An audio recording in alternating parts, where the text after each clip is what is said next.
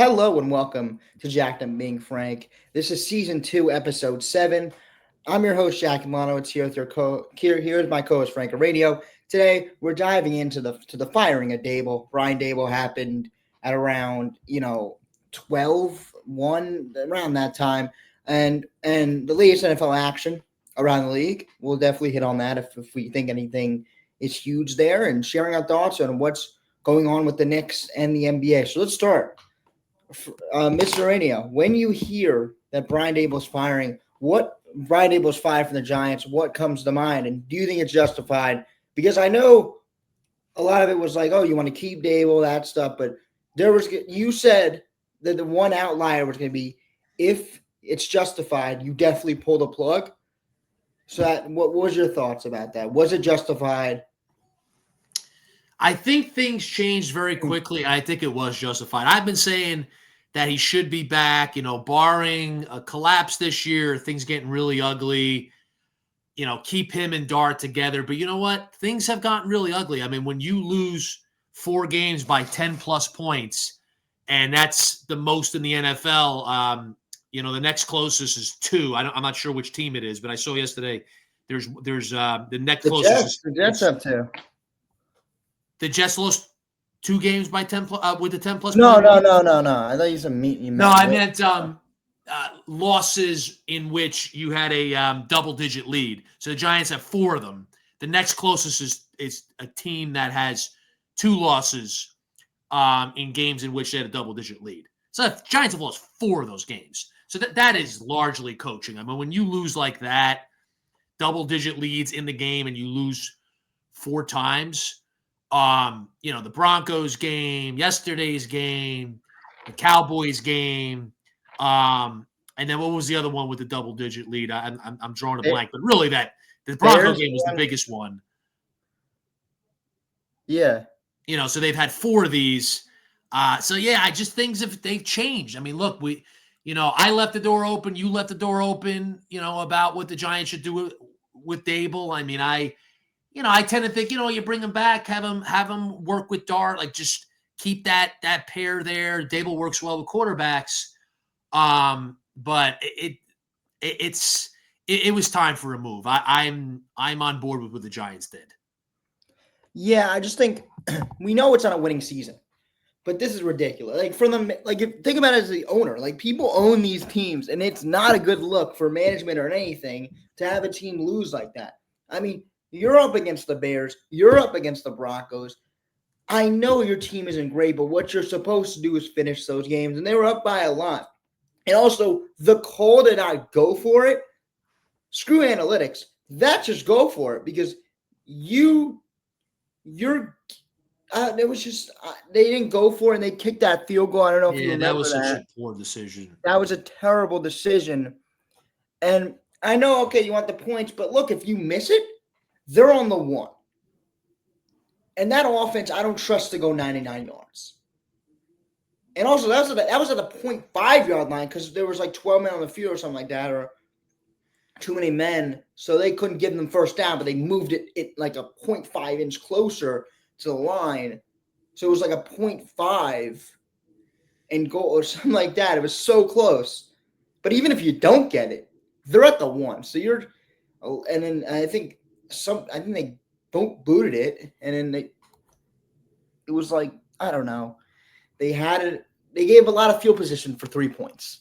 That's what I think Greg Olsen brought up in the broadcast. They gave up a bunch of field position just for 3 points, where they could have just got it, or they could have just had them at the 1. So it was just decisions like that. It just, and then it comes back to bite you where Russell Wilson's down 24-20 instead of a tie 24-24 game where it's going to overtime and anything can happen. And it's because Brian Dable made the decision. And the way the game ended was just bad. I mean, anyway, the decision is bad. I'm not trying to justify it. The game didn't end 24-20. It wouldn't be a bad decision. No, it's a bad decision no matter what. But the way the game ended cemented it. It's a terrible decision. Yeah, I don't know if you have any thoughts on that decision. That decision is definitely one that management looks at. Yeah, that's an inexcusable decision. I mean, the firing doesn't come down to one decision, but the Giants are in free fall, and when you're losing games like they have, and you're collapsing in the fourth quarter, that's when a coach gets fired. And again, I thought it set up for Dable to be back next year. Like, look, see the development for the quarterback, the development from the team overall. I mean, yeah, they lost Scatterboo, they lost Neighbors, but that's not an excuse for the way that they've lost some of these games. And it's time for them to go, and you're better off letting them go now, firing them now, just instead of letting it drag out, waiting to the end of the season. Like, just make the move now and make it clear that they're going in a new direction. So, Dable, he got himself fired. I mean, he only has himself to blame. Obviously there's other factors involved, and the players, and just other people that have blame in the matter. But he only has himself to blame in terms of that. He's primarily responsible. I mean, he's the coach of the team, and the team's collapsing in these games, and that's how coaches get fired. Yeah, and they are going to keep the general manager that wanted to pick Shedeur Sanders. So that's whatever. I mean, that's what this thing is at. I mean, I don't know why they didn't fire Joe Shane. I mean, if anything, it doesn't matter if you fire the GM's going to want a new coach, but whatever. But he wanted Joe Shane wanted Shedeur Sanders. So keeping the guy that wanted Shedeur Sanders is, I don't know. Yeah, I mean, maybe there's a move coming down the pike with the GM. They say they just said, I mean, not to be mean, but they just said that they want to keep Shane to pick the next head coach. Yeah, you know what though? They say that, and then they say that. Yeah. And all of a sudden he's out. They give the vote of confidence, but there's been times where organization comes out and says that, and then the GM or whoever it is winds up losing their job. Yeah.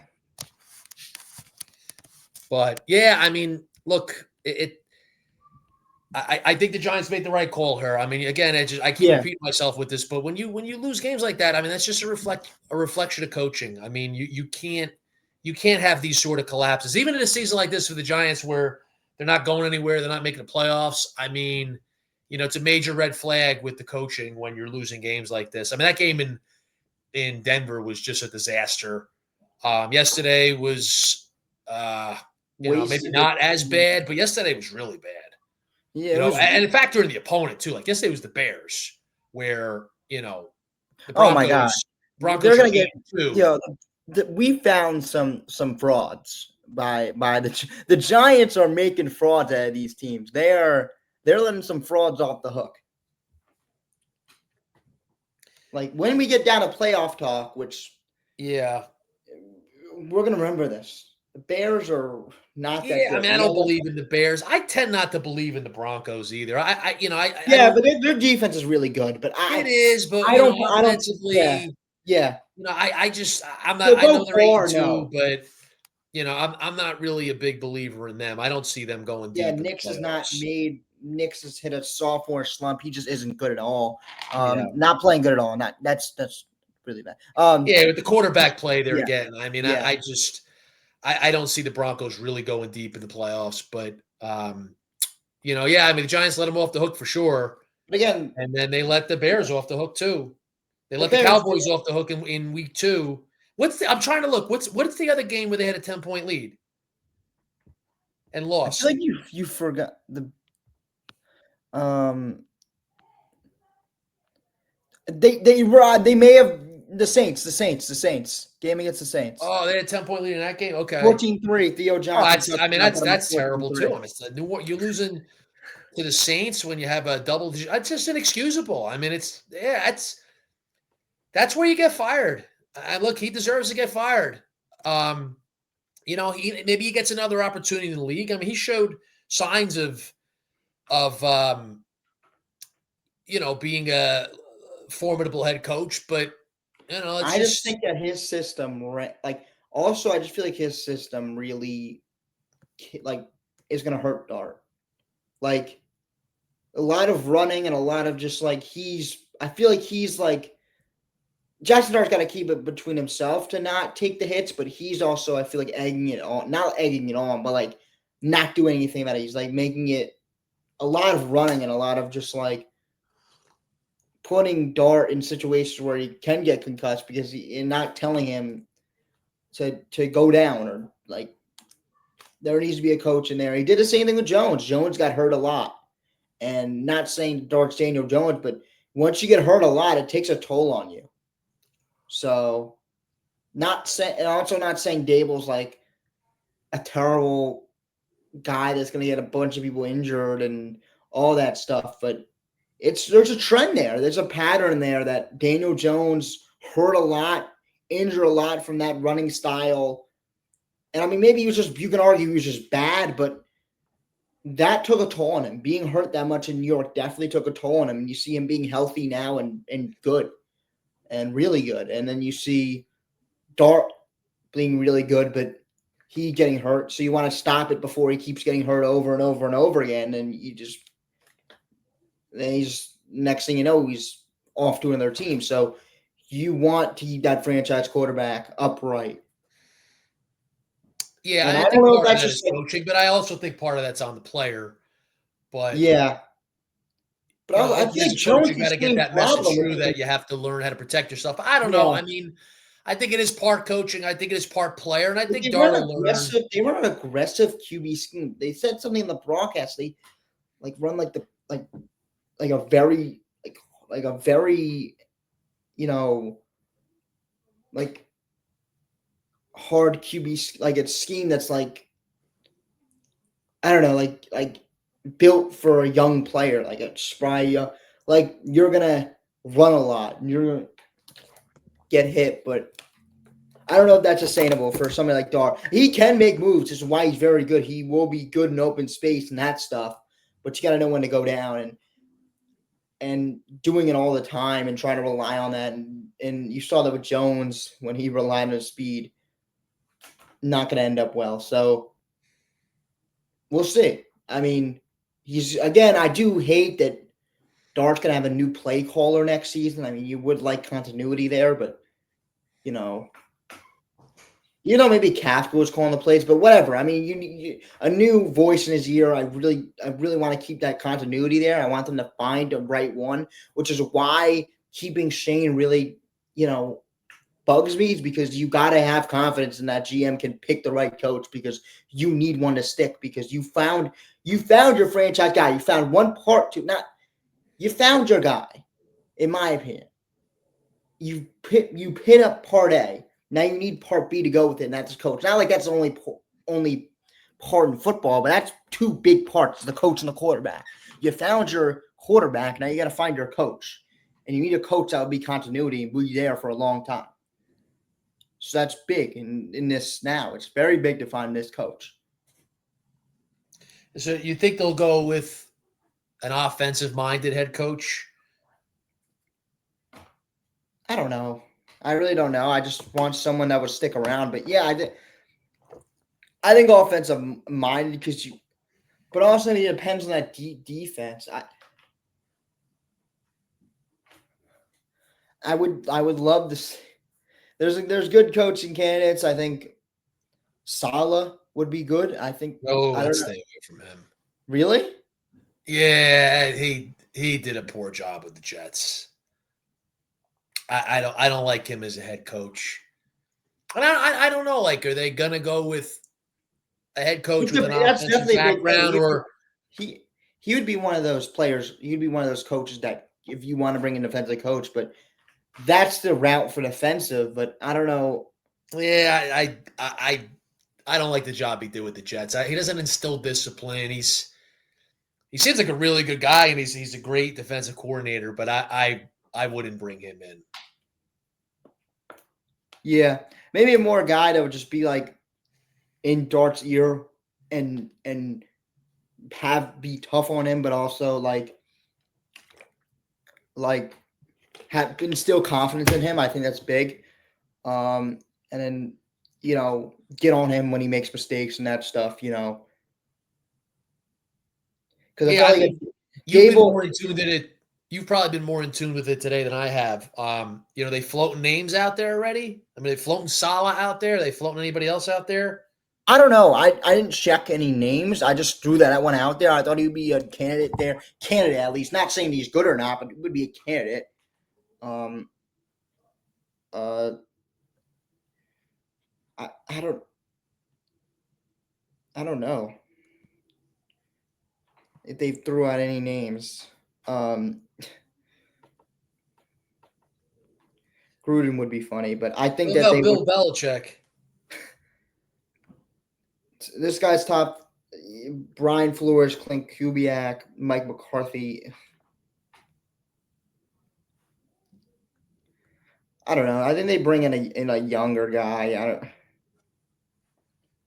Because like it's not like they're supposed to like they're supposed to win stuff next year, but it's not like they're supposed to like win the Super Bowl. Like they're supposed to maybe make the playoffs, be a little bit off that, miss it by a little bit, win 7, win 8 games. Like, so I don't see why bringing in a young coach would hurt that. I mean, it's not like you need a coach that will like a veteran coach that will get you to Super Bowl, get you over that hump. Like you can have a new coach come in instead of bringing in, but who knows what they do.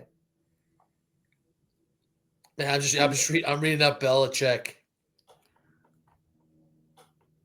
Man, that would be fascinating. I mean, he has ties to the Giants. He was the Giants' defensive coordinator under Bill Parcells, won 2 Super Bowls. He loves the Giants organization. He always speaks very highly of the Giants. I don't know. Mike McCarthy is just, I don't know what he never really did anything with the Cowboys, but I like him I think offensively. McCarthy's a legitimate candidate. Yeah.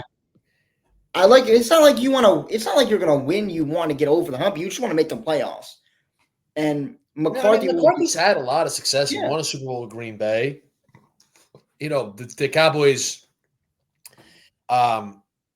never do much in the playoffs, but yeah. I mean, he Is did this the have a Cowboys thing or is it his somewhat fault? successful Maybe, tenure there. maybe it's just the players.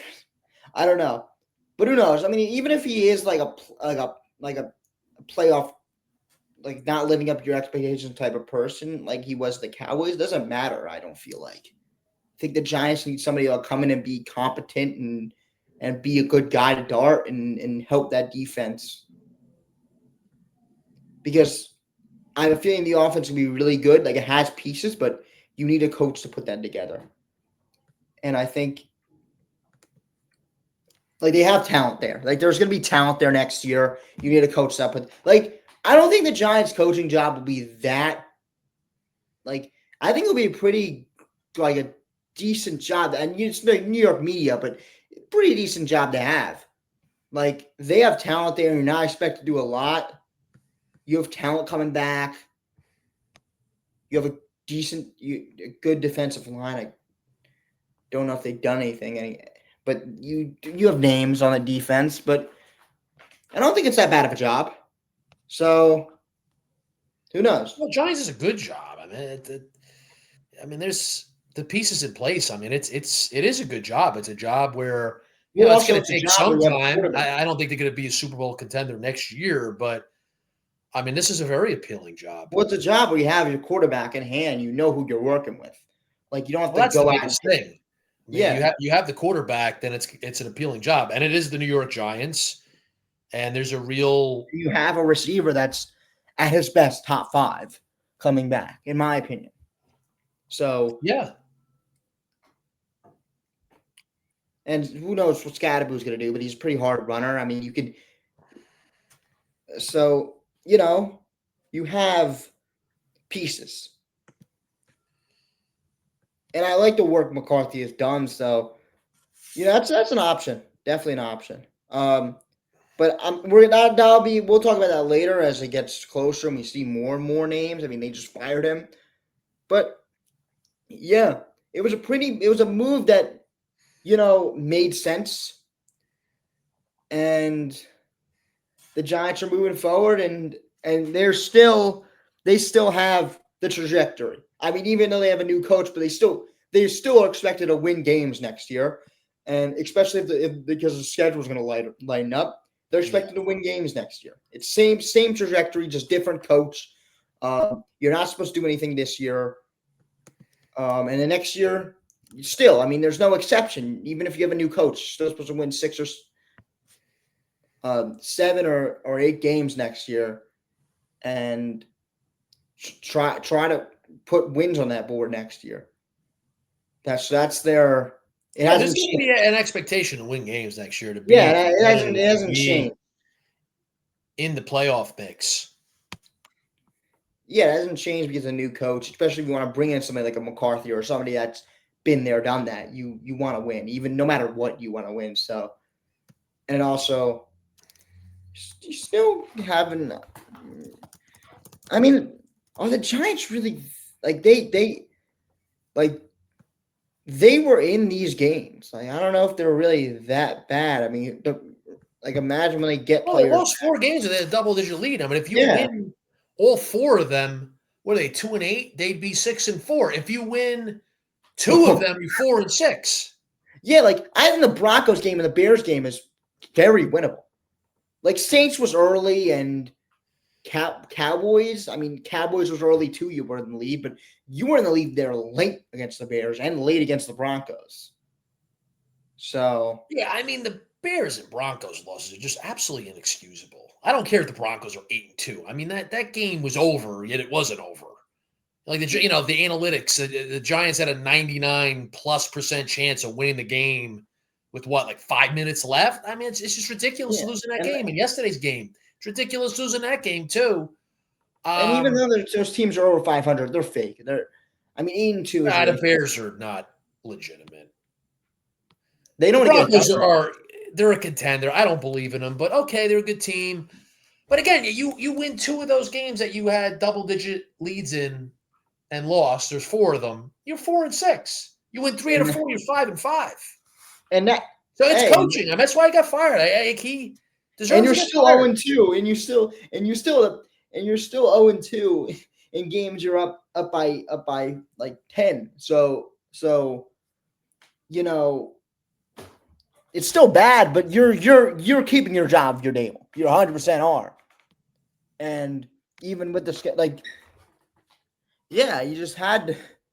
I feel like it was his job to lose. Like I don't think Yeah, it was a foregone conclusion. He was gone. They were firing him no matter what, and it was going to be at the end of the season. I don't think that. But the way this season has gone with them blowing these leads, yeah, that like I got him think they fired. wanted to keep him. I mean, with the Dart stuff and having continuity there, he looked like he was really making Darn into a great player, but you need to make moves past that. You need to make moves for the organization. And that was a terrible showing. Like that's where you got to make a move and be like, this guy's gonna get fired. And he knew it. He was tearing up on the sideline too. Thought it was just because Jackson Dart felt bad for him, but he tearing up because he knew his job it was really bad. Even if his Yeah, job wasn't I gone. could see Dable getting another chance in the NFL as a head coach. Yeah, Like he yeah. did some good things. Like there's good about his head coaching profile. I don't think he's one of these guys who're like, oh, I'd never hire him again for a head coaching position. I think he should get another head coaching job. Like he's not owed it. Like if he never gets one, I don't think it's a travesty. No. But I think he's one of those guys in a second stint as a head coach. He'll have a good chance of doing well. But I think he definitely There's wanted plenty of to. examples of guys getting a second chance and doing Yeah. well. I mean, the ultimate example is Bill Belichick after he was the Browns coach, becoming the Patriots coach. But yeah, He I definitely would wanted bet to keep the I would shot bet on. Dable at some point will get another head coaching shot. I think some team will say, you know what, there's good here in this profile. We'll give this guy a shot. Yeah, I mean, of course, you want to keep your job and everything. And I think he definitely, there's talent in his team. I think he just felt like if I keep this ship up enough, win me about 5-6 games, and then next year I'm golden. But he couldn't do it. He couldn't keep the ship. He couldn't lift the ship up at least even a little bit. Yeah. I'm But that looking was at all it he needed right to do. now. He needed to keep things afloat till next season because then next season he was fine. I mean, it was a whole new season. You bring these guys back. You have Shane working in their offseason for you, get you the players you want. But he just had to get 5 wins. And Yeah, but looking to the future now that Dable has been fired. I'm looking at this Sports Illustrated article. It lists 15 names of Giants potential head coaching candidates. So I just read them off. Vance Joseph, defensive coordinator, Denver Broncos. I mean, some of these guys just say like I just don't know enough about. Chris Shula, defensive coordinator, Los Angeles Rams. Brian Flores. I mean, he's Yeah. going to be a prominent candidate for the job. I mean, he was the head coach of the Miami Dolphins. He's the coordinator of the defense with the Vikings right now.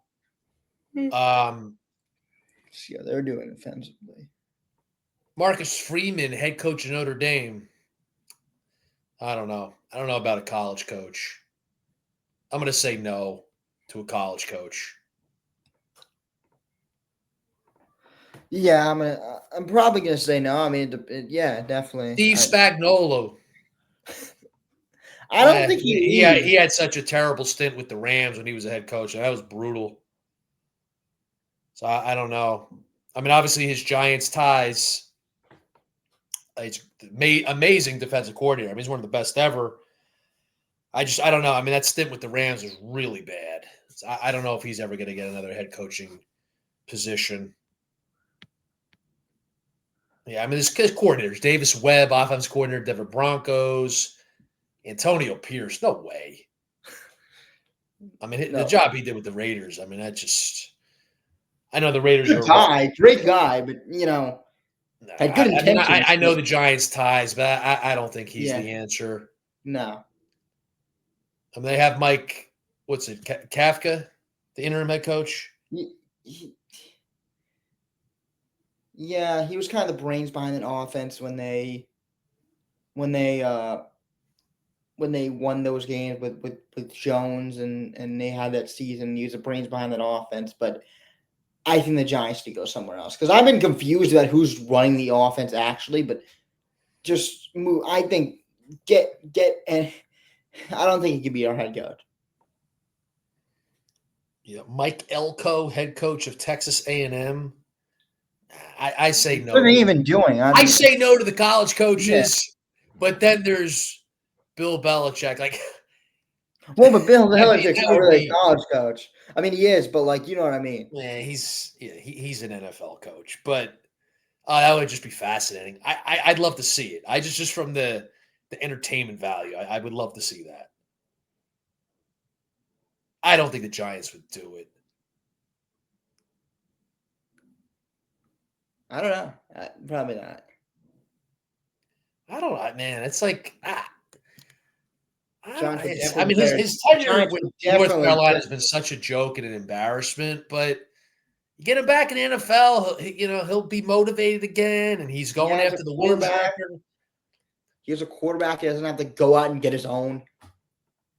Doing that work, like here you go. Here's a quarterback that you can not really, develop, but he would. I don't know that he's a good fit with Jackson. He'd be develop. I don't know if he's that fit. Don't. That just would be so entertaining, but I don't think it's the right. They don't have a defense to have him. He'd be great for the defense. Yeah. Nate I don't know how to pronounce this guy's name. Passing game coordinator, Los Angeles Rams. Come on. Passing game. Nate Scheelhaas. So we're telling me Matthew passing game coordinator for the Los Angeles Rams. So we're telling me Matthew Stafford's only good because of his passing game coordinator. No, I'm just kidding. I don't know. Passing game coordinators. Weird. They just have all these coordinators listed. I don't know. I don't know enough about these guys to have an opinion, but I mean, should the Giants go with an experienced head coach, or are you open to a first-time head coach? I'm open. I'm open to a first-time head coach. If you're a coordinator, pays your dues. But I do like the Mike McCarthy thing. I like that a lot. Yeah, they don't even have McCarthy listed. Yeah, I don't get that. I mean, you would think he'd be a candidate for the job. I don't get why SI doesn't have him listed. Davis Webb. They got Davis Webb. Lou Anarumo, coordinator for the Colts. Clint Kubiak has been one I've heard. He's an offensive coordinator for the Seahawks. Kevin Batula sucks. Why is he even there? They're not good because of him. Offensive coordinator for the Eagles. They're not good because of him. They stink offensively. I mean, not like that, but they're not good because of him. Well, I'm looking at USA Today. Their headline says Giants coaching candidates. Mike McCarthy headlines list of replacement options. Like, how does SI not have Mike McCarthy? This is terrible. I don't know why they listed. They're just listing a bunch of coordinators. They got some 35-year-old passing game coordinator from the Rams. They're He's just more of a listing candidate than Mike McCarthy. Give me a break. I can't, Jack. I can't take it anymore with these young analytics guys. They're creative. I mean, come on. You're having some passing game coordinator, 35-year-old guy listed, but you don't have Mike McCarthy, a Super Bowl champion coach, who is an offensive coach. Might as well and hire me at this point. has a high quality resume. Like, come on. Yeah. You can debate whether the guy's a fit, but you don't even have him listed. I can't wrap my head around they listed the Philadelphia Eagles offensive coordinator. Like they haven't only been good offensively because of Tush Push. That's a joke. I don't mean that. But part of it. I mean, it's kind of a joke, kind of not. But yeah, I just don't see the Eagles have not been that good offense. Like they haven't been good because of Kevin Batula. Like I don't see that. Like when I see a coordinator, a young coordinator, you need to tell me they are good because of him. Not like they're good because of every. They can be good for more than one reason, but a big reason got to be because of that guy. And Kevin Batula, Eagles. I mean, and I know dang sure the Rams aren't good because aren't even and like the piece of the pie. He's not even 1% of that piece of pie of the reason why the Rams are good because of the passing game coordinator. I just think Matthew Stafford is very good at football.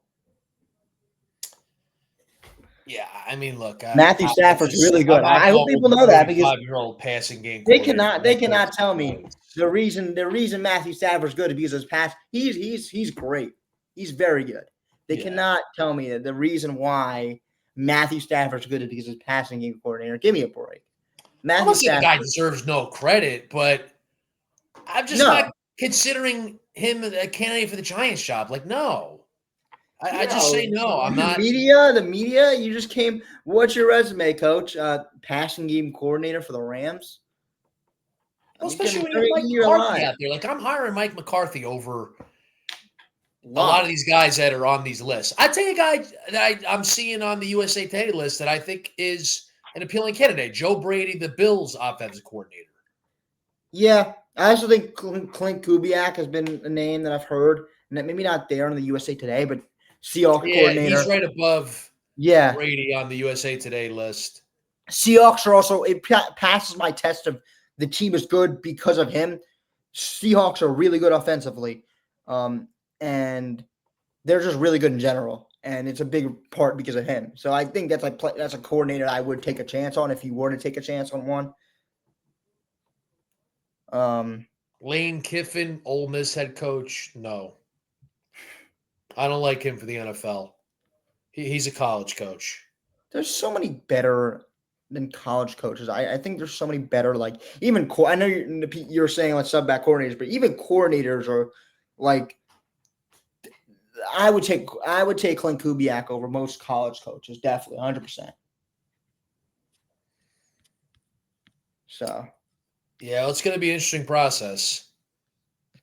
Yeah, it's going to be a job that people are going to want. People are going to line up for it probably. So, oh yeah, no, it's a very appealing job. So it's not. There's no reason to go out and like reach for something like Marcus Freeman. So if Mike McCarthy's in front of you, I don't know why you don't hire the guy. Like if you talked like if you're talking to, you should only be interviewing Mike McCarthy and Clint Kubiak. If you only want to interview Mike McCarthy and Clint Kubiak, you shouldn't be going out of your way to interview Marcus Freeman for the job. You don't want him to the job. Like you're not in desperation mode. Yeah. So, yeah. I mean, look, this is a very appealing job. There's gonna be a lot of people that want it, and there's several candidates that we've talked about here that could be good fits, and it's gonna be quite a process. I mean, it gets very interesting now with this opening coming about, and Dable getting fired, and the Giants now, focusing on hiring that right head coach to take this thing forward and keep the progression going. I like it. They're 2-8, and this season's going nowhere, but there's hope. We've been talking about there's a lot of hope for the Giants. Now they gotta nail this head coaching hire. They So why definitely don't we have shift? to. Good. Yeah. Where are we going to shift to? Let's shift here to the Jets. Not talking about their game yesterday. Okay, they won. Very nice. I also want to talk a little bit more around the league as well, like a tiny bit too, because I feel like we haven't hit around the league a lot. I know, like, we're going to try to hit the East, like Jets and Giants, but I still want to look around the league a little bit. Yeah, well, it's very interesting around the league, and we're in week 10 now. So, we're into the second half of the year. I mean, it's 18 weeks. This is week 10. So, yeah, definitely let's go around the league after we talk about the Jets. So, again, the Jets game yesterday, nothing to talk about there except they won. Very nice. They had 2 kick returns. They're now 2-7. They go to New England Thursday night. I saw they're 11.5-point underdogs. So, it'll be a tall task. But, for New England, they be careful not to overlook the Jets. I mean, they should take care of business. But Thursday night in New England, you got Jets and Patriots. The Patriots 8-2, so they're definitely a team that we'll talk about in a little while as they lead the AFC East. So the Jets, I mean, they made really good at football. Yeah. The Jets, they made 2 trades last week. I think they make a lot of sense. Look, they traded Sauce Gardner to the Colts. They traded Quinnen Williams to the Cowboys. They got draft picks. So, I mean, Jack, this trade, both these trades make sense for the Jets. I think they did a good job here. Well, the Sauce one I liked a lot because he's on a contract that's really like a lot. I don't know what that is. I'm not trying to count people's money, but you know what I mean. I'm trying to analyze it here. But he had a contract that they had to offload, and they also got a first round pick from him, and I just don't think he hasn't never took that leap. Like, I don't know, like, if he was really ever like that good to like, he's been drafted high, been having his good moments, but he also had his bad moments. So, and just yesterday, I mean, 4-year 120 he got in like this year, I think, but he's got a big contract. They wanted to offload that, get money to look towards next season. And they got that, but they also got a first round pick from that. So they get that pick and they get off money for Gardner that I don't really know a lot of. Like, if I was giving you a real, like, I can't really give you a real analyst of him. I don't really know corners that way. That's one of my kind of weak spots, but it just doesn't feel like he is like been up to CB1 standards. And I feel like getting a first for him is a lot. And also offloading that contract. That the money sounds like a lot for him. Because, like, even this week, I know Drake London's amazing, but he looked unstoppable against them. Like, for him being a corner one, I just didn't really like that in the Jets. And they got off him, they got money, and they got a pick they can definitely use. And we'll talk about, do you want to just go into the getting those picks to getting a QB talk? Because I think they could definitely. I mean, I think that they can get it naturally because they're bad. They can get that in the lottery, and not in the lottery, in the draft from their own pick. But if they don't get that, they can package up picks and get a QB. So they just have picks to get that quarterback we've talked about for a long time. You need that quarterback. The Giants had that across town. A lot of teams had that quarterback, and the Jets have just struggled for one. So getting those picks can definitely get you a step closer to getting that QB to lead the New York Jets. Yeah, you're right. I mean, you could use those picks to climb up the draft. I mean, the Jets, look, I mean, they don't really need to climb up the draft, but if the best player available is not a QB, which I don't really know, you can either trade for a QB that's on a team right now for a year. I mean, I don't know how good that would be, but that's a possibility. Or you can go trade up and get a player that's like, rated around that 5. Yeah, I say, like, if say they don't, I don't know. I'm trying to look at the standings right now. I mean, the Jets, they're going to get one of the higher picks. Like, but do they want to trade picks in order to? Yeah, because the Giants may be up there and they in don't order to move up the need it. draft board. Like I don't know about that. I mean, Even like that's always an option. Teams do it. You have the fifth pick and you trade up to 2, right? Like we've like seen this happen yeah, before. So even like that a gives the team. Jets that flexibility. But I mean, look, I mean they did well with these trades. I mean, there's no question about it. I mean, you got 3 first-round picks. You got one of them How the for the Patriots? upcoming draft in 2026. You got 2 first-round picks for 2027. You got a second-round pick for this upcoming 2026 draft. I mean, look, they're stocked up with picks. I mean, they made out well here. Now it's a matter of, can they draft well? Can they Yeah, coordinate a trade? That involves these picks. Like they now have to be able to get the Patriots job have done number and use the 4. picks wisely. I don't know that I have confidence that they're going to do that. But look, this first year GM that they got, I mean, we'll see. I mean, it's really just unknown. Exactly what his capabilities are as a GM. And we saw this prior draft, but now it's like, hey, you made the trades, good trades, so you give the GM credit for that. But now you're going to be able to use these picks wisely. And like you said, ultimately, it's all about the Jets. It's primarily about the Jets getting their quarterback. I mean, the Jets have been horrible at having a quarterback in place. I mean, they've struggled for years and years to get that guy in place. But now's the time. I mean, they're going to be drafting really, really high, and they got to nail it in terms of who their long-term quarterback's going to be. Yeah. I mean, even here, like they could trade up with a team. I don't even know how the Patriots number 4, but they can even trade up with the Giants, do something like that. Like they could trade up, but I do feel like they're gonna do a lot more losing. I feel like they aren't gonna stay at this 7. It says they're at 7, but they're gonna be down there. They're gonna be with the Titans. They're gonna be with the Browns. At 7? Yeah. There's a lot of. I don't know how the Jaguars had the 5th pick. I see the Jets are 5th right now. Yeah. Yeah, I'm seeing 5th. Bleacher Report. Yeah, I don't know about this because this is a Patriots, the 4th pick in the draft. Yeah, I mean it's up in the air. I mean the Titans are 1-8. They're terrible. Yeah. They're definitely good at losing right now. They don't need it. Well, again, I mean, I know Cam Ward not having the best season, but they don't need a quarterback. So, if you stick at that 2 spot, the Titans can keep losing. Yeah. Really, you aren't really scared of the Titans if you want to pick that QB for the Jets. Yeah, I mean you got teams bunched up. I mean you have of the tank bowl. You're not really scared of either the Giants or the Titans. I feel like that's 2 teams you aren't scared of. Like they aren't going to steal your QB. They have their guys. They're like the 2 bad teams that have their guys already. I don't even know what the Browns are going to do. I mean, they have a bunch of QBs, but they definitely could.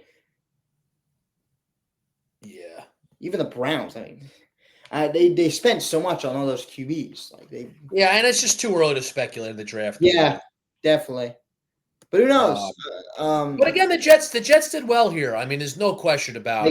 They got that for Quinn and Williams, and we'll talk about the Cowboys and why they're selling. I mean, why they're buying right now. I mean, they definitely need help. They want to put wins on the board.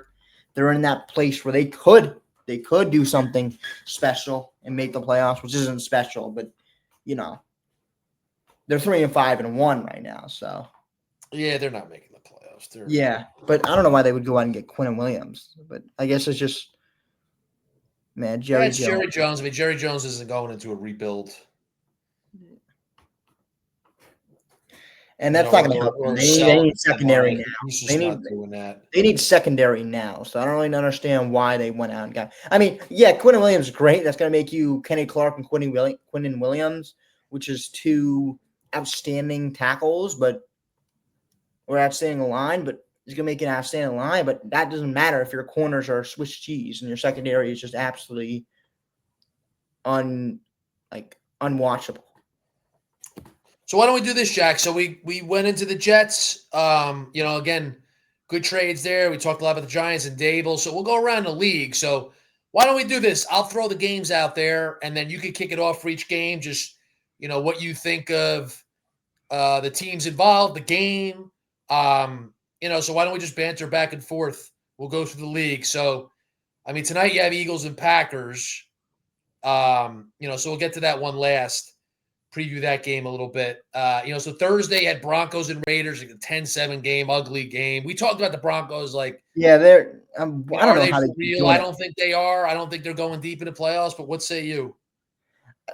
I don't know how they keep doing it. I don't think they are going to go deep in the playoffs, but they figure out a way to win. But the defense is really good, though. I think they could win the first round. Like the Bears, on the other hand, where we're going to talk about them later, definitely we could. I don't feel like they're going to win the first round. This team is definitely going to even win one or two rounds. One round. That's my ceiling for them, winning one round. I think they could definitely win that round. When I say round, win a game. Yeah, the Raiders aren't worth talking about. I mean, they're going to draft high. You got Colts and Falcons went overtime. That was the game in Europe. I forget where it was. Madrid, maybe? Germany? I don't know. But that game was in Europe, the morning game yesterday. So the Colts 31-25. Jonathan Taylor's ridiculous. He's ridiculous. You think the Colts are for real? I mean, they're 8-2. They're the top of the AFC right now with the Broncos and the Patriots. I think they're. I think they're for real. Not what for real means, but they have a guy in Jonathan Taylor that looks like they can carry him. Looks like he can carry him. Let's put this in fantasy because I know a lot of people that are watching here would watch that plays fantasy. 53 fantasy points. Ridiculous. Sorry for anybody who played against him in fantasy. Not me, thank goodness. But yeah, he's ridiculous, and he's done it consistently every week. And they have Jones, who's been very solid at the QB position. Tyler Warren's been a stud tight end. I mean, you could nitpick, be like, you need a better wide receiver that can step up, but they kind of play by committee. I think they're for real. I think their record's real. I think they've won. I think they're real contenders. Jonathan Taylor is really good, and I think that's and their defense is for real. And even though we talked about Sauce Gardner not being good at all, but they have a defense that's really solid, and they went for it with getting Gardner at the deadline. So we'll see how that pans out. But one nitpick is they need that wide receiver. They need that wide receiver, but Tyler Warren's been a freak of nature this season. A good rookie tight end. Going to be very good in the future. And we'll see if Daniel Jones can lead a team deep into the playoffs. Big. He won one game. Yeah. Bears and Giants. We talked about the game. We talked about the Giants plenty. The Bears, we're both on the same page. They're really not a legitimate contender. They stand at 6-3. Times the Giants an opportunity to wrap Caleb Williams up for a sack, and he got away. It's insane. Not saying Caleb Williams is good, but Caleb Williams is good. He's been very solid this season. Getting them over that top. He had a very solid game, and they have Swift. They have Monangai. They have a very good running back core. Monangai. Don't mention Rutgers, guys. That's illegal on this show. They have a very good running back core. I think another tight end, Colson Loveland, has been starting to get going. He's been that tight end that people even thought that was better than Tyler Warren at that draft. Picked him over Tyler Warren. He's been getting going. So Roma Dunze has been very good. They have guys, and we'll see. But I don't think they're going to do anything. But Caleb Williams is pretty good. I think it's been a very good sophomore season for him. Saints-Panthers, what a bad loss for the Panthers. At home, they lose 17-7 to the Saints. So Panthers fall to 5-5. That's a crushing real loss. NFL quarterback. He looked like he looked like a real one. He looked like a real one. And that's about it. Alvin Kamara finally came back and did stuff. That's a crushing loss for Carolina. They've been playing so well. Lose at home to the Saints. Man. Yeah, that's I'm just looking at the standings. So, Carolina is a game and a half out of a playoff spot. Yeah, that's a crusher. They'd be right in the wild card mix if they were 6-4. They're on the outside looking in. They're not going to make it now. How about the Ravens? The Ravens coming on strong. Lamar Jackson comes back. They've won 3 in a row. They're 4-5. They're a game out in the division. That division's weak. I mean, Pittsburgh, they've been It's bad. struggling. Pittsburgh's 5-4 now. So Yeah. the Ravens are a game behind Pittsburgh. So what do you think of the Ravens? Are they going to come on strong and make the playoffs? Yeah, I think they're the team that was just we're gonna wait till Lamar gets back and we're gonna do enough. I think the defense still is iffy, definitely iffy, but they're gonna do enough to make the playoffs. That's my I think thing. so too. Yeah, I think they're The going to come on defense is strong. iffy. We'll get there when we get there in the playoffs. I think that's about that. We'll get there when we get there with analyzing the Ravens, in my opinion. Yeah. We can still talk about their defense now. I mean, it's not like we're not allowed to, but we'll get there when we get there. Let's just get to the playoffs first for the Ravens. If I'm a Ravens fan, let's get there first. The defense has problems. We know that, but we got to get there first. So. Yeah, I mean, they're back in the mix. You kind of figured they would be. We haven't really talked about them, but I thought all along, you know what? A lot of people have been saying this. I get Lamar Jackson back. I have to take back a look at their schedule, but I think their schedule recently has been favorable to them getting back in things. I mean, look, they beat the the Browns Vikings next on the week. road, which is They got the a Jets. decent win. Vikings are going the wrong direction, but again, we both agree the Ravens are right back in it, and they're heading towards the playoffs. So then Buffalo Bills, what a terrible loss. I mean, they get waxed in Miami 30-13. I mean, Buffalo, they in trouble with the division. I mean, they're a game and a half behind New England. They lost at home to New England, so they got to go to New England. I'm not sure when that game is.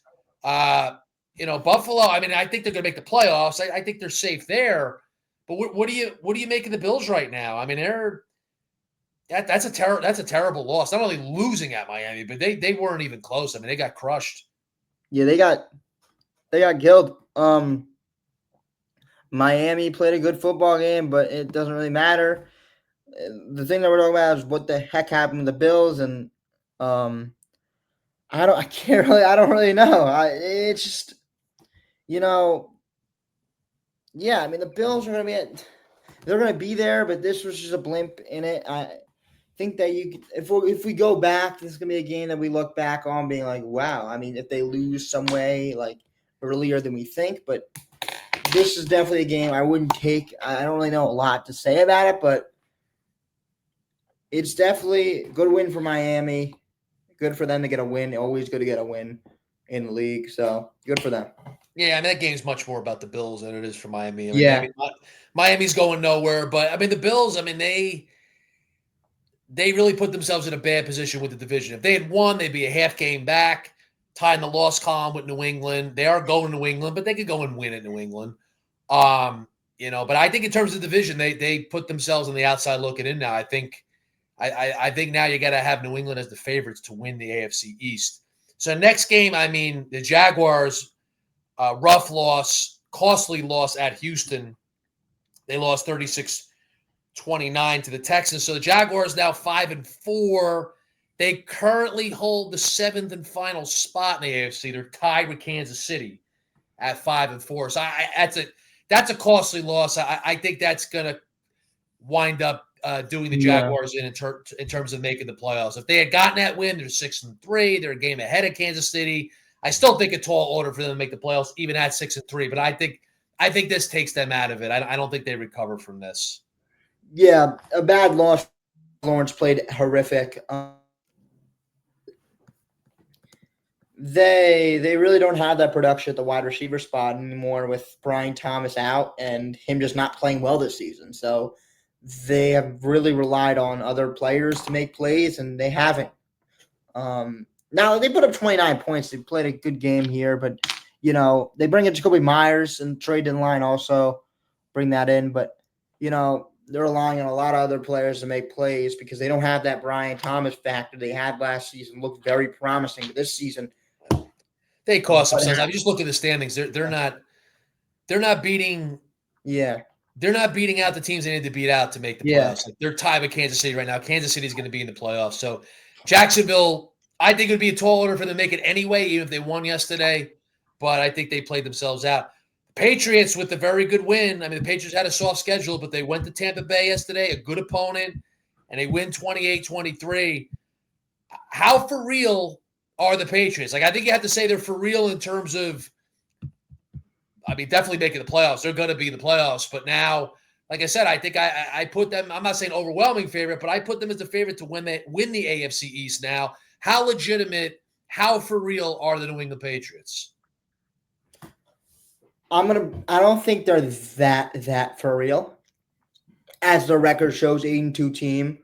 That record is definitely telling you a lot more. You're going to be like, oh, this team is going to make the playoffs, going to win a lot, going to make a bigger run in the playoffs. But I don't think this team has it in them, in my opinion. Their running back, their running backs, they had trouble with that. I mean, 2 touchdown games for TreVeyon Henderson. They have had a really confusion out there. Who's the guy? Ramondre Stevenson, TreVeyon Henderson should be TreVeyon Henderson, but they have had a lot of confusion there. Haven't got a lot of production there, and then they don't really have a big time wide receiver one. I mean, a big play from Kyle Williams, but Stephon Diggs is old as dirt. He really is washed right now. Had a good game, but I mean, do you really rely on Stephon Diggs in 2025 in the playoffs? I don't. Mac Hollins, whatever. So they don't really have that guy offensively. I mean, you can argue Drake May's that guy, but he's good, and he's an MVP candidate for sure, but they don't have those guys offensively, in my opinion, to get it done. Well, look, Vrabel's made all the difference. The Patriots are back. Definitely for them in the record. Team. Yeah. And I'm looking at the schedule, Jack. I mean, they have had a soft schedule. Yesterday was a good win against a good opponent. I mean, they're going to be 11-2. They're 8-2 right now. They play the Jets, then they go to Cincinnati, then they play the Giants at home. I mean, they're going to be 11-2, and then they play against the Bills at home after a bye on December 14th. They play the Ravens and they play the Jets. God, this schedule is really easy. Play the Dolphins. And then they're going to the Ravens. Look, that's going to be a tough game. Then they go at the Jets, and then they finish with the Dolphins. I mean, look, I think team's going to waltz their way into the playoffs. Yeah, I mean, look, I'm going to say they beat the Jets twice. I mean, maybe the Jets hang with them. I mean, especially at MetLife Stadium, like maybe that's a game, where the Jets hang in. But you look at the schedule. I mean, I think the Patriots are going to win at least 5 more games. That's 13 wins. And then it's the Bills and the Ravens. They're not running the table. I think they had 13-4, in my opinion. And then for the division, like even if the Bills beat them, let's say the Patriots go 13-4. Yeah. If the Bills beat them, okay, they'd split the regular season because the Patriots beat the first time. I don't know who would win the tiebreaker if they split. But you look at the Bills' schedule, like the Bills, they host the Buccaneers. They're home, but not an easy game, and the Bucs just lost, so they're going to be motivated to get back on track. Steelers, at Texans, that should be a win. At the Steelers, the Steelers are trending in the wrong direction, but they're not going to be easy in Pittsburgh. They should beat the Bengals at home. Then will Joe Burrow be back? I don't think it matters, but I don't know. I think at the Browns, they host the Eagles and they host the Jets. So it's like the Patriots are in line to win the division. I mean, if they beat the Bills, they're definitely going to win the division.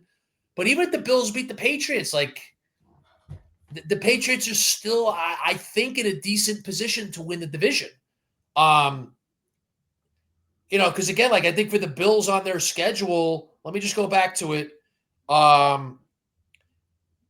There's some games on there that are tough games. I mean, they got the Eagles at home, they get the Bucs at home, so it's nice to have those teams at home.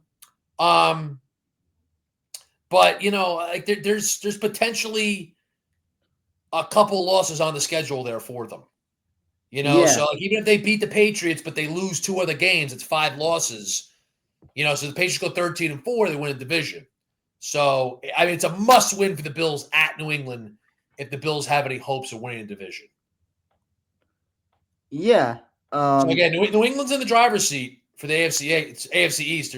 There's no question about it. Let's go forward with the games. Jets, Browns. Congratulations, Whatever. Jets. Seahawks, Cardinals. I mean, the Seahawks steamrolled the Cardinals. Yeah, Seahawks they're are real really 7-2. They look good. Seahawks, yeah, they're really good. They have the weapons offensively. Their defense is held up. Yeah, they could be a very for real team. And then they have Sam Darnold's playing outstandingly well this season. They have the recipe to do a lot in the playoffs, in my opinion. They have JSN, who's been phenomenal. So then the And next game, Rams and Niners. Rams took care of the Niners in San Francisco, 42-26. So the Rams are 7-2. The Seahawks are 7-2. Who do you like to come out on top in the NFC West? Niners are 6-4, but right now it's Seahawks and Rams locked up at 7-2. Who do you like out of those two teams to win the division? who? The Rams or the Niners? Seahawks and Rams are both 7-2. I like the Rams. I think the Rams are just the better team too. As good Rams as and the Seahawks Seahawks have not played yet. They're playing this upcoming Sunday at Los Angeles, and then they play again December 18th in Seattle. Los Angeles favored by 2 right now in that game. Yeah, so pretty much a pick 'em. So I think that the Rams are a better team. They have the better players offensively. They have the Nakua. They have Connor Williams. Like they have Stafford's been great, and the defense is held up. So they just have the better team, the more experience. So I think that they get it done. They understand what it takes to win the division. So I think they do. Lions Commanders. Lions took care of business. They crushed Washington 44-22. Yeah. Commanders. Yeah. Lions are an offensive juggernaut. We'll see if their defense can come up big, once they get into the playoffs. Cost them last year against Washington in the divisional round. And then the Chargers took care of the Steelers. Chargers are on a roll now, 7-3. They won 25-10 against Pittsburgh last night. And then the Steelers trend in the wrong direction. Are you concerned about the Steelers, or are they in danger of not winning the division, the Ravens overtaking them? And are the Steelers in danger of missing the playoffs? Yeah, I really think they are in danger. I think to miss the playoffs because Aaron Rodgers hasn't been that good playing that well. He didn't play that well last night, and it's the Chargers. The Chargers are a really good team, and I don't think they can match up. DK Metcalf has really had some bad few weeks, and they're really relying on him to do a lot for them. And if you check out their schedule, Bears, they can definitely win that game. Bengals, Bears, Bills, Ravens, Dolphins, Lions, Browns, Steelers. They're Steelers, Ravens. So they could be in danger. They have games where they could lose on these schedule, and they don't have room to lose. I think they are in danger. I think they're in big trouble. With the Ravens coming on strong, I kind of think. Let me just go back to the standings on my laptop here. I kind of think you're only getting one team out of the NFC North because you're going to have Indianapolis, Denver, New England, the Chargers, the Bills, and the Chiefs. I think you're only getting one out of the NFC North, and right now I would say that Baltimore is going to catch the Steelers. Yeah. I just think Baltimore's too good. Baltimore put themselves in a hole, no question, but they've won 3 in a row, and they got Lamar Jackson back. They're ready to roll. I think Pittsburgh's in trouble. I think there's a real chance they miss the playoffs. Yeah, there's a huge chance. They're relying on DK, and the way he's played has been not good and has not been good. And they played the Chargers, and they really didn't come up well. And that was a good test for them. Is whatever you say about the Chargers, and it's a good test for them. They're kind of on the same. They were kind of on the same level going that game. Like they could definitely won that game. Like that game is a very good test for them, and they didn't come up. Yeah, you look at you were talking schedules. I'm just looking at it now, Jack. I haven't pulled up like the Ravens. They're going to beat Cleveland. They're going to beat Cincinnati twice. They're going to beat the Jets. That's 4 wins. So that gets them to 8. They got Pittsburgh twice. They got home against New England. So better to get New England home than on the road. Won't be an easy game, though. They go at Green Bay. But they got 4 wins, I think, definitely on the schedule. Like, they're going to beat Cincinnati twice. They're shot. The Jets are who they are, and then Cleveland stinks. So, they got 4 wins. So that's 8 for Baltimore. So I think Baltimore's in real good shape. I mean, I would say that I think Baltimore's going to win the NFC North, and I think as a result, that's going to leave Pittsburgh out because I think that division's only get 1. And then last thing before we go to the Knicks and the NBA, Eagles-Packers, who do you got tonight? I got the Packers. I think the Eagles. They get a wake up call. I think they get a wake up call. I think they do.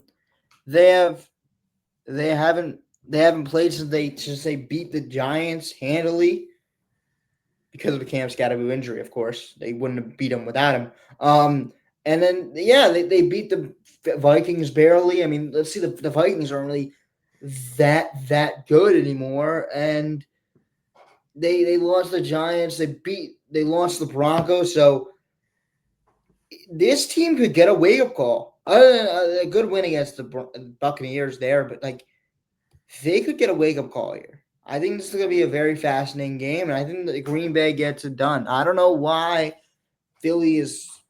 I get it. Philly is supposed to be better, but Green Bay at home, Philly's 1-point favorite. Yeah, I'll go Green Bay at home. I'd say Green Bay win this game at Lambeau. Yeah. So, Jack, let's shift gears. Let's go to the Knicks, the NBA. So why don't you take the lead on this? Give us your take on where the Knicks are at so far this season. They absolutely demolished the Brooklyn Nets, the terrible crosstown rival, the Brooklyn Nets. Knicks just absolutely demolished them last night at the Garden. I know you were at the game. So give us your rundown of where the Knicks are at. And then from there, some takes on the NBA early on in the season, what you think so far. And you got the NBA Cup going on, so you probably have a few thoughts on that as we're a few weeks into the NBA season. Yeah, I think that, biggest thing as we're getting through this season is how much has the offense, take shape. As the offense takes shape, how much better does it progressively get? And the last time we talked, Karl Anthony Towns has kind of looked like he didn't know where he was on the court. It looked like he didn't know where he was in the system. But Mike Brown, since then, has adapted him very well. I think since that game I don't know where that game was. Forgot. Since that game where he was just looking frustrated, it was against Milwaukee. In Milwaukee, he is 22, 10-4, 20, 15, 32, 13, 15 and 10, 28 and 12. So he has been very, very good, and that shows an adaptability with Mike Brown, knowing that this guy, screw her off. It's a game plan. He's the guy we got to get involved. And they've also had better ball movement, and they're getting threes to drop. And I think that about them is that they're getting the threes to drop, and that was the bigger thing. And they're also taking better threes, better looks, and I think it takes time as they get better and more into the Mike Brown system. But Mikal is thriving. Love him the way he's playing defensively and offensively. Very a breath of fresh air from last season.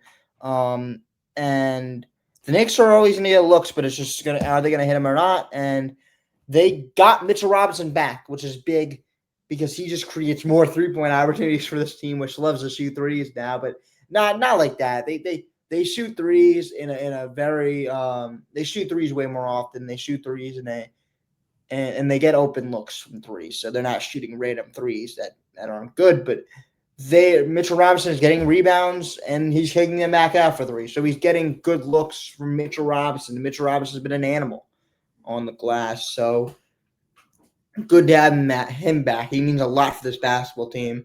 And then just around the league, Pistons been great. I think the Knicks have to look out for them. They've been great. Kate Cunningham looks like an MVP candidate, and Duran looks like an MIP candidate. He's been great. Most improved player candidate. He's been great.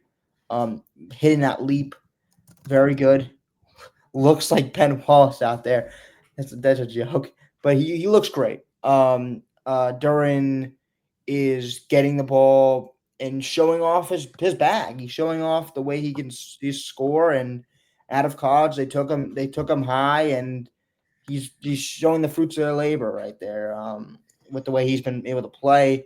And there's been a lot of talk about who's the Pistons' second best player. Even last season, people were saying stuff about Malik Beasley, who is now not there anymore. You can search up what's been happening with him, but he's not there anymore, and they are now questioning who the second best player on this team is, and it's been obviously Jalen Duren, and he's been there, and they really need a second option. I think that's been my biggest thing about them is that Kate Cunningham is great, but you always need that second option, and who is that going to be? Jalen Duren or those guys never really stepped up, but now you have Duren, who's been that second option. They look like a very good duo.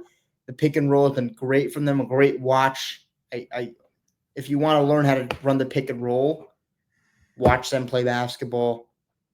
The most efficient duo in basketball right now. Just very good to watch them play.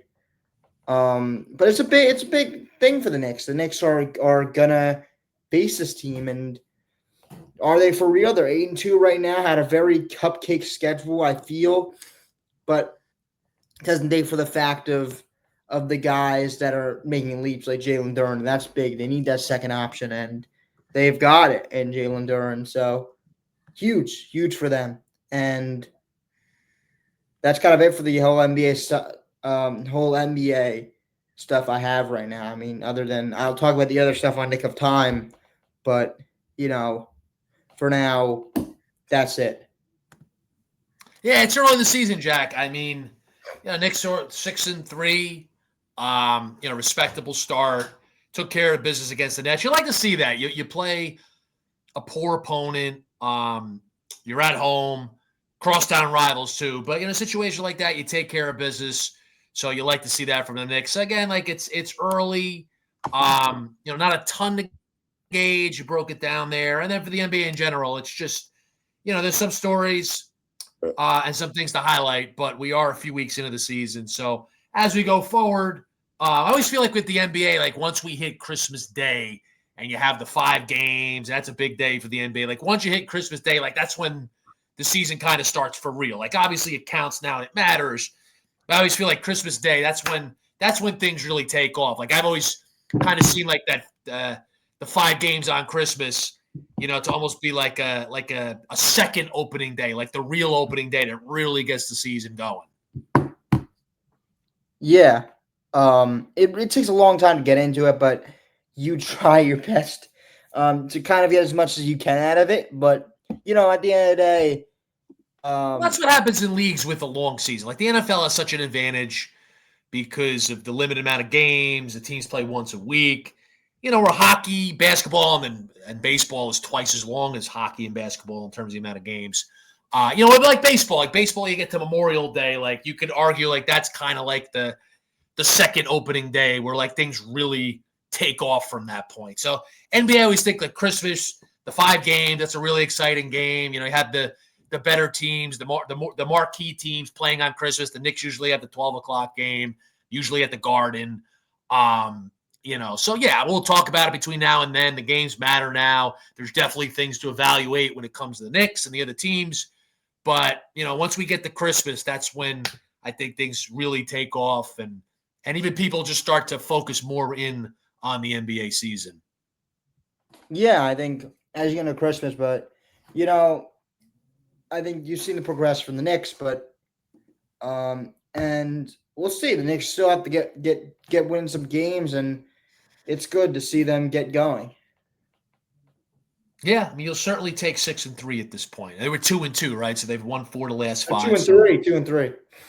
They were 2-3. Okay, so they've won the last 4.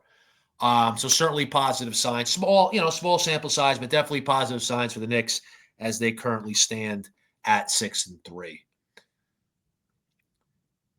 So that's gonna do it for this episode. We'll see you guys next time. Have a nice day. Peace out. Let's go Knicks.